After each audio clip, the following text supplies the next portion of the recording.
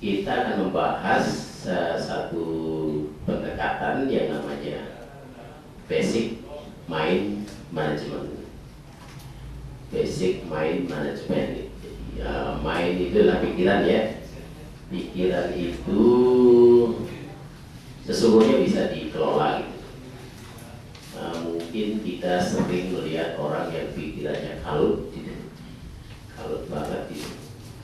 Nah itu sebenarnya adalah karena mereka tidak tahu saja bahwa pikiran itu sesungguhnya bisa diperbaiki ya, bisa dibikin menjadi bagus, sebagus yang kita inginkan gitu. Pikiran itu sangat penting karena segala sesuatu yaitu dimulai dari pikiran gitu. Misalnya Pak Lurah ada arloji ya. Arloji ini dia pasti dimulai dari pikirannya. Pertama adalah pikiran desainernya gitu. Dia berpikir saya pengen menciptakan arloji seperti ini. Nah, lalu dia mulai bekerja, jadilah arloji seperti itu. Nah kemudian dia dibawa, ditaruh di toko. Kemudian Anda memulainya juga dengan pikiran gitu.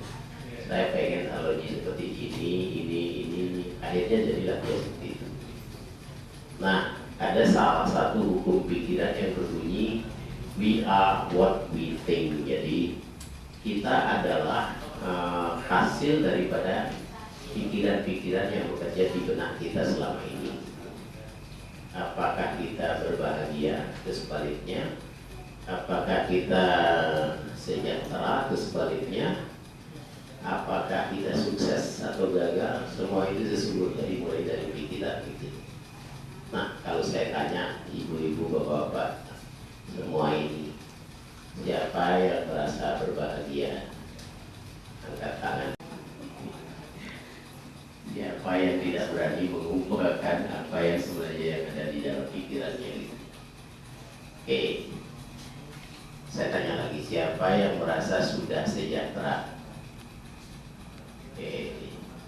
Siapa yang ingin menjadi lebih sejahtera? Oke. Itu semua bisa diadu sebenarnya. Semua bisa dibentuk dengan cara membentuk kembali yang ini. Yang apa ya? Pokoknya pikiran itu bisa di-set ulang ya. Dan saya membayangkan diri saya sebagai ya, cabang emas juga ya. Cabang emas kan yaitu memperbaiki mobil kan. Nah, yang kami tawarkan adalah bagaimana melakukan tune up pada pikiran gitu. Nah, kenapa itu bisa? Karena begini, pikiran itu dia bekerja seperti komputer.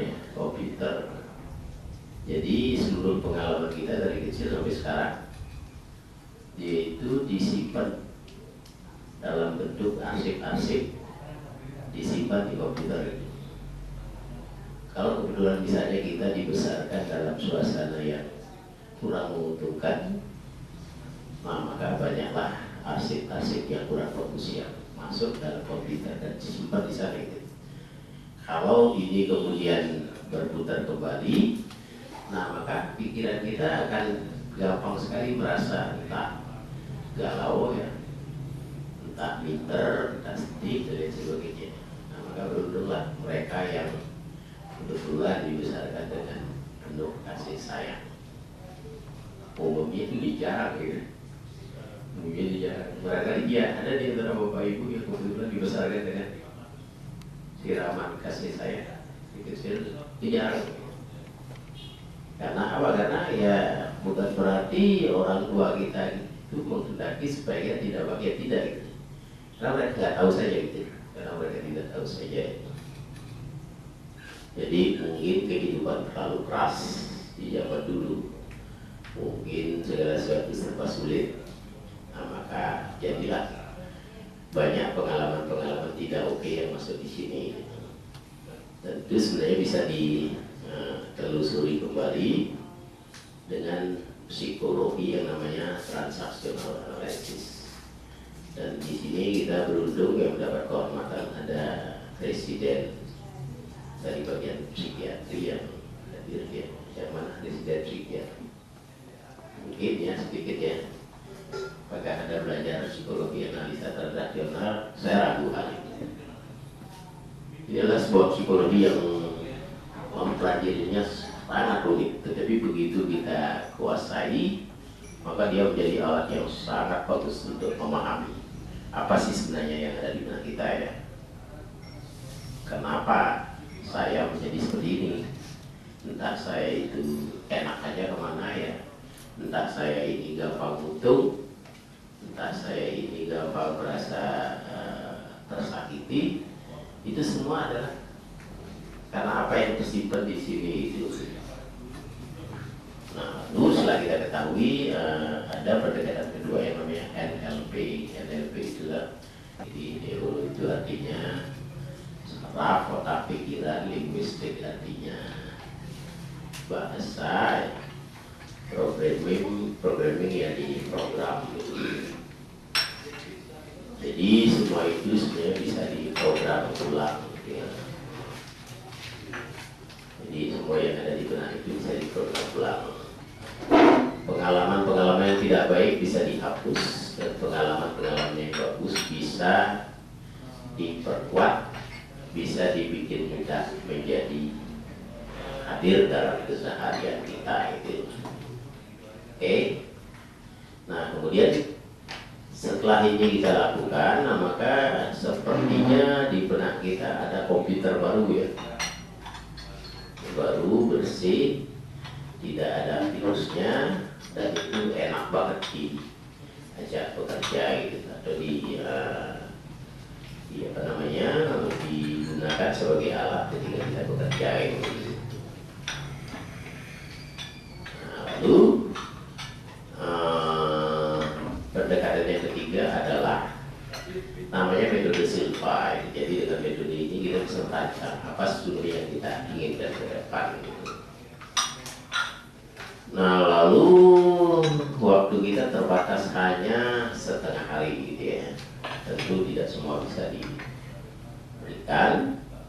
Namun demikian serpihan dari semua itu akan kita bahas di sini. Karena itulah saya sangat mengundang pertanyaan tentang keinginan Bapak Ibu ingin seperti apa ke depannya. Nah, dari sana kita bisa ambil mana yang cocok untuk itu. Ya, ini sejumlah teman-temannya. Siapa yang paling menarik? Orang yang paling menarik siapa? Bisa? Ya. Bisa. Ya. Di antara ini yang paling menarik siapa? 4 orang. Tahu kan? Nah, saya pertanyaannya lah, kenapa Anda tertarik pada yang bersangkutan? Ayo, orang dulu.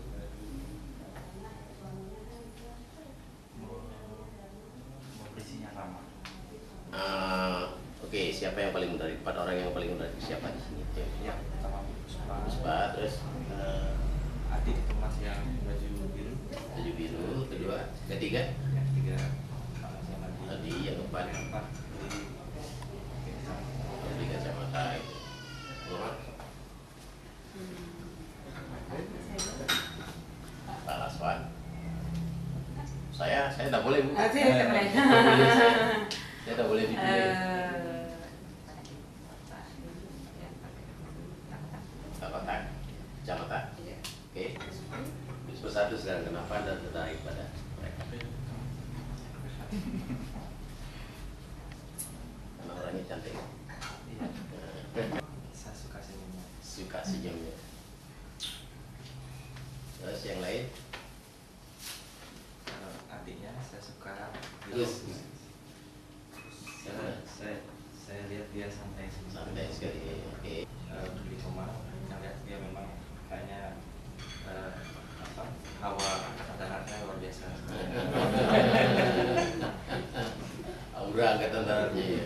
Satu lagi. Kalau Pak Laswa memang orang pelayanan banget. Pelayannya toks banget ya. Toks banget. Bukan ayo.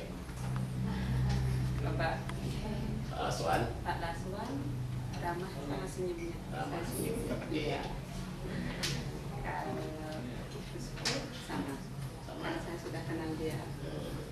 Mungkin tak tahu.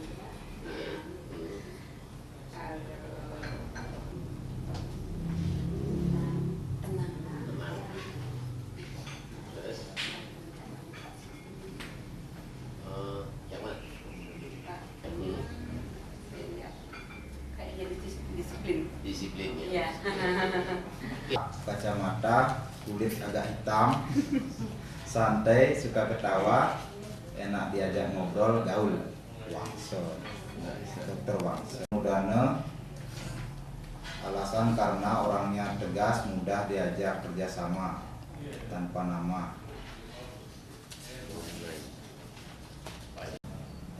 Dokter Mudane saya suka karena gayanya yang tampak disiplin. Kalau saja saya bisa disiplin, sedisiplin Anda, saya tentu akan bisa jadi lebih berhasil. Ibu, ya.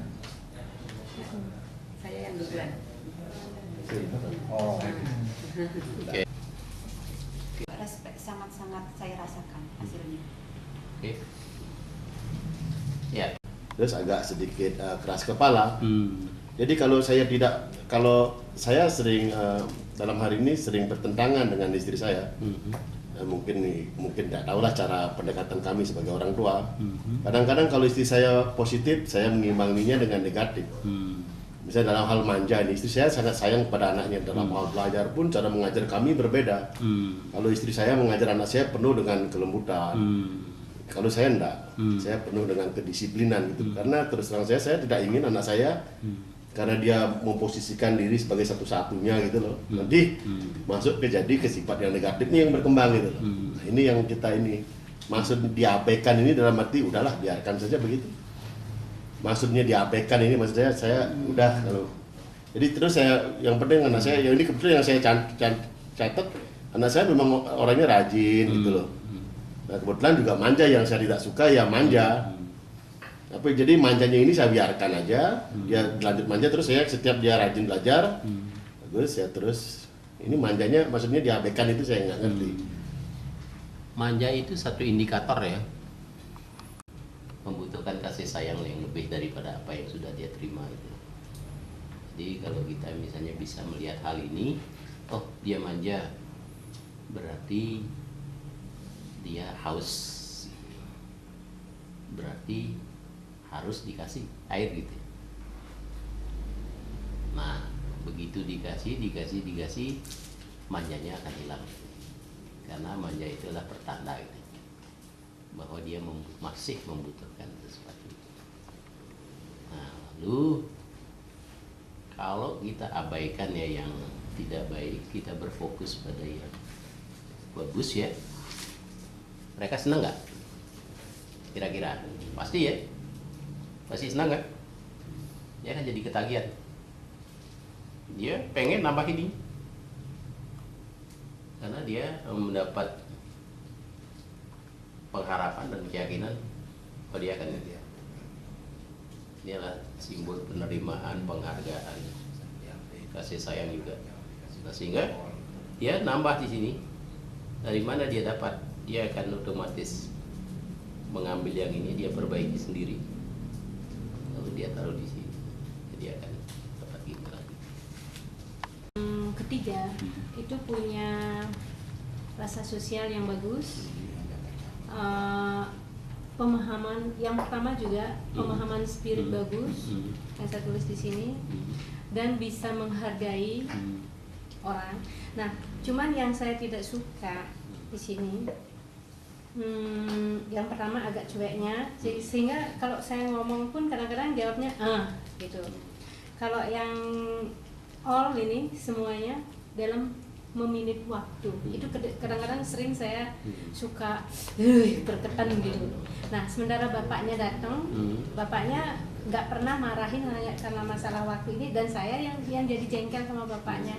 Sering saya bilang sama bapaknya, bukankah ini suatu kecenderungannya dia yang kurang baik? Kalau kita tidak tegur, apakah ini akan tidak apa namanya itu menghancurkan dia ke depan? Misalnya sekolah terlambat, kita jam 4 harus sudah selesai ini, dia masih asik chatting, dia masih asik begini gini. sehingga saya benturan sama anak. Nah sekarang datang suami karena dia bisa lebih sabar, dan saya adukan ke suami, ternyata suami bukan marahin gitu, saya jadinya tertekan sendiri. Nah Anda tertekan, Anda gregetan kan itu. Iya, sering itu yang terjadi di rumah. Disebabkan oleh anak kan itu. Betul. Apakah bukan karena Anda sendiri yang punya masalah tertekan?